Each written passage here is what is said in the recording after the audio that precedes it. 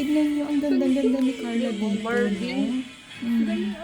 Parang Barbie. So, Nakaka-Barbie alam pa niyo yung ba guys, ano. itong si Carla ay nagustuhan niya yung makeup artist sa kanyang birthday celebration. Kita naman natin yung intro natin, di ba? Sobrang ganda ni Carla. Talagang hindi may pagkakaila na mapapasama siya sa the most beautiful na vlogger dito sa Pilipinas, di ba, na laging kasama itong si Carla, di ba?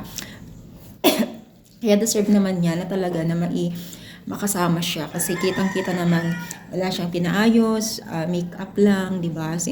Compared dun sa mga ibang vlogger na talagang nagpapaayos sila, 'di ba? Pero itong si Carla, kitang-kita natin yung litaw ng pagiging natural niya.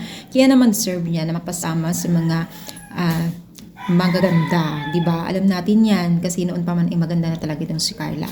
Sobrang blessed ni Carla, no? Kasi patuloy yung kanyang pag-angat, no, financial, sa social media, sa pag-aaral niya, sa family niya, na talagang kita natin sa love life niya, di ba? Kita natin yung improvement at talagang nagiging improve habang tumatagal. Kaya deserve niya yun. At syempre, pinagpala talaga na syempre sa tulong ng Team Kalingap, no, ay talagang nasungkit niya yung gusto niyang pangarap, no, sobrang daming sumusuporta, mga sponsor na patuloy na nag-aabot ng tulong at nagbibigay sa kanya, which is kayang-kaya na ni Carla kasi ma-views na po yung kanyang channel, pero patuloy pa rin po ang sumusuporta sa kanyang YouTube channel at sa mga iba pang social media account niya, no.